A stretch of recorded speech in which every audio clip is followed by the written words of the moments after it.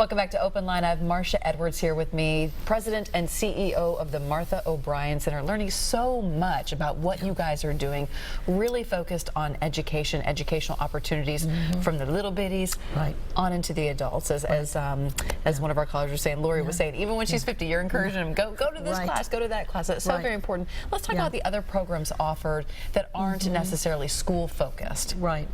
Well, I think, you know, we've always had a lot of youth programs, but we are also we do a lot of counseling. The family support team, we do parent education. It's called Tied Together Parenting. It's very positive. It's upbeat. Any family can come, and non-traditional families are welcome, and it's for families that are either expecting a child or up to age 5.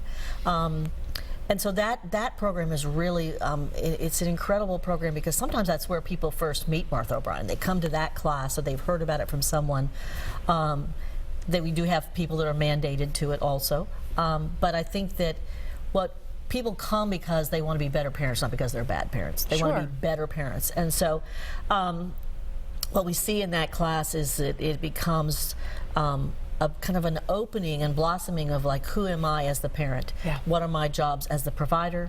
What is my job as the, you know, the decider on education? How do I be a strong advocate for my child and for my child's school?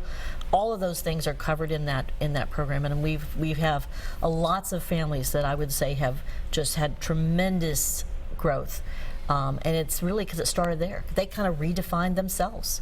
And so it's a very upbeat and positive program. I think one of the other places that's really an entryway into the Martha O'Brien system is our food bank, because a lot of people come to our food bank with need, and sometimes the fact that they're out of food is because of some other issues.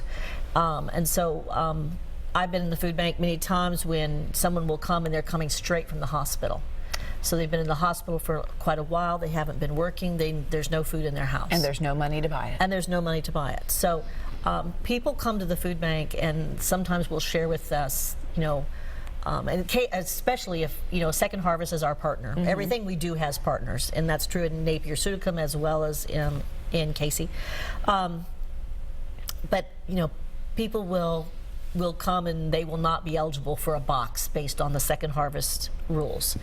And so what we do, you know, we'll have a conversation. Sometimes one of our social workers will work with them. But sometimes it's very simple. My sister's come to live with me with her 3 children, and we're all squeezed into a little 2-bedroom apartment right now, but I just don't have the money. It's expensive to feed my 2 children and her children too. So that's why I'm here at the food bank again. And so a lot of times what happens is that's kind of an entryway into some other things, like, are you getting the resources that you should be getting? That might be WIC, that might be the milk for babies, it might be a variety of things. So we kind of go through that, and then really will help them get employed. I can't say enough about the employment side of this, because I will tell you, in, you know, well, 16 years I've been at Martha O'Brien, I've never met a family who did not want to work.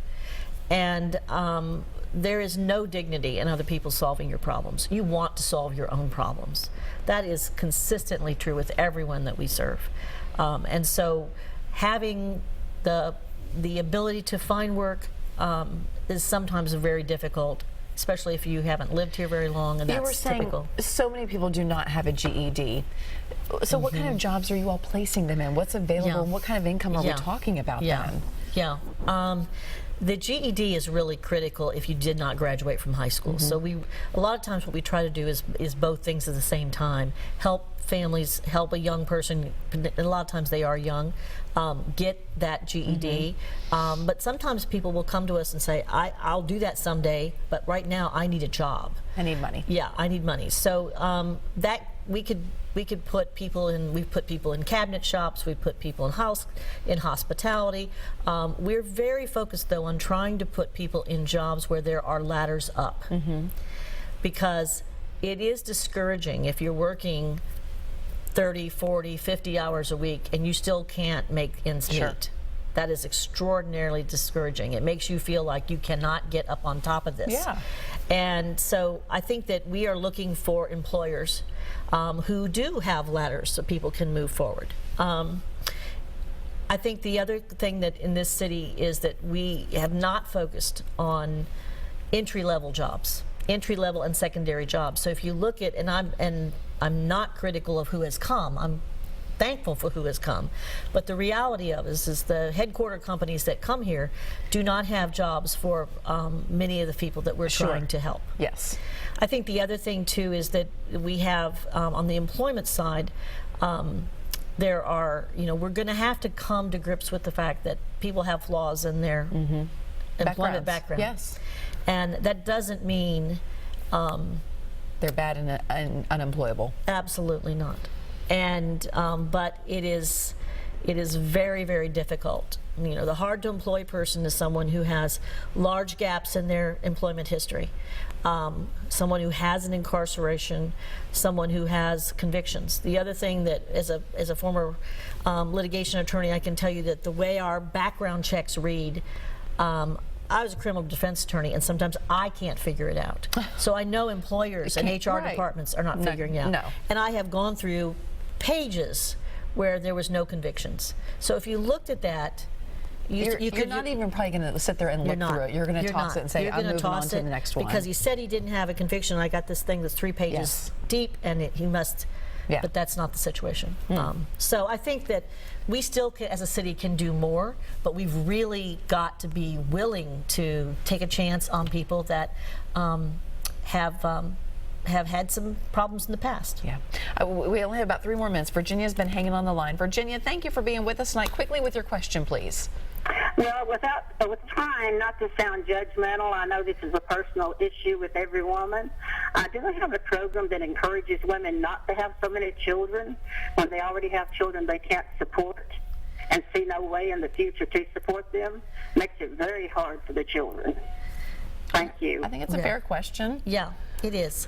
I just want to say that families in public housing do not actually have more children than the general population. I think the general population is 2.3, and in public housing it's like 2.4. It's not substantially different. But to her point, that's part of what we are indoctrinating with young girls and young men in our programs is, make a plan for your life. And if you look at the data, if you have grown up in poverty and you have 1 child, you have a pretty good chance of getting out of poverty. So lifting yourself from poverty. If you have 2 children, it's a single-digit chance. So, and that's just because of the cost of child care, transportation, all of that. So what we say, we're a faith-based organization, so we do say to our young people that having families, having children, that is for a later time in your life, because we believe that's appropriate physically, that's well known physically, and also emotionally and spiritually. But what we do know is that we have to say very little about that. When you inspire young people and you show them the world and show them how they fit in it, and you believe in them every second of the day, no matter when they falter and whether they believe in themselves, that is the best for delaying that family time in your life. Best abstinence program perhaps out there. Absolutely. It's always about look over there and see what's there for you. And dream big. Absolutely. And then how are we going to get there? It's not just the dream big. It's let's make the steps. Let's put it in writing. Let's make the goal. That's right. All right, we're going to wrap things up when we come back. Stay with us.